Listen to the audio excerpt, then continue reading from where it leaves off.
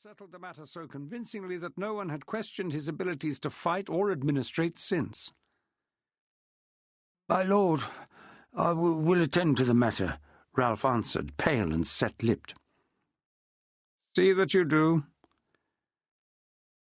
John picked up the parchment and studied the next entry, concerning quantities of bread for feeding the royal hounds.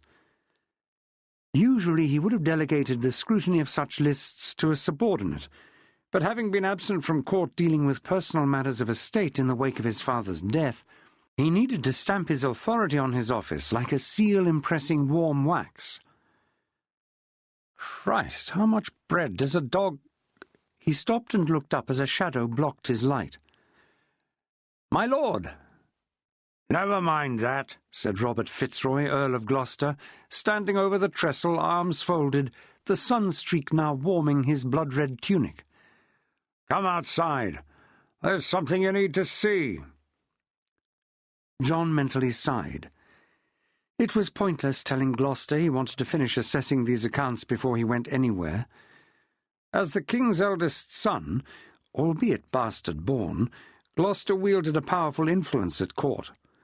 It was in John's interests to be accommodating. Besides, the man was a friend, ally, and sponsor. He pushed to his feet. Gloucester was tall, but John topped him by the length of an index finger, although the Earl's broader frame made them look much of a size. John picked his hat off the board and tucked it through his belt, thereby conceding he was unlikely to return to his accounts this side of the dinner hour. "My cousin Stephen has a new horse."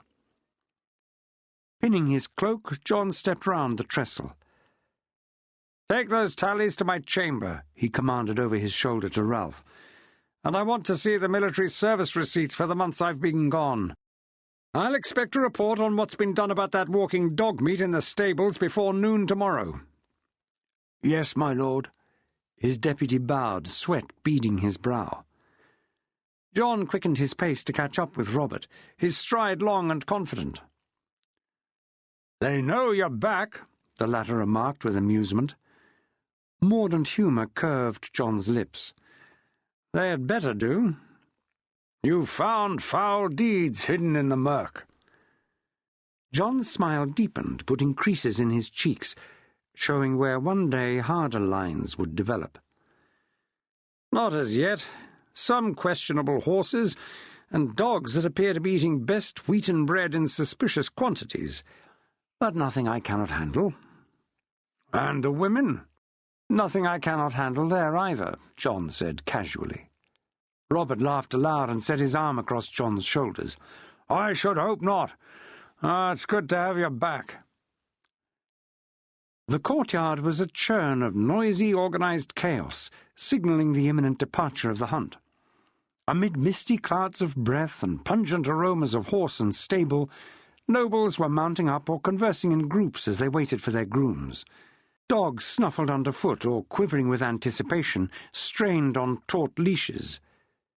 John observed the rib-serrated flanks of a white gazehound and thought about the accounts he had just been reading. A crowd had gathered to watch a ruddy, fair-haired man putting a powerful roan stallion through its paces.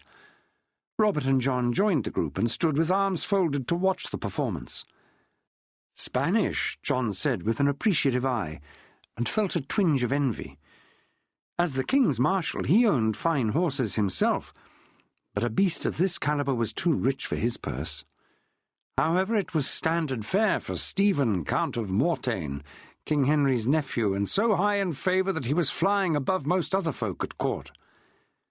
Not that Stephen was haughty with other men because of it. John had heard Henry's daughter, the Empress Matilda, remark with contempt that Stephen would drink water with the horses like a common groom, rather than quaff wine out of a precious goblet, as a man of his rank ought to do. Stephen made the horse rear and paw the air. A broad grin lit up his face, and his eyes sparkled with pleasure. He brought the roan down to all fours and dismounted, but only to spring back into the saddle facing backwards. Then he scissored round to the fore and swept a flourish to his appreciative audience. He was so exuberant that it was impossible not to be caught up in his high spirits.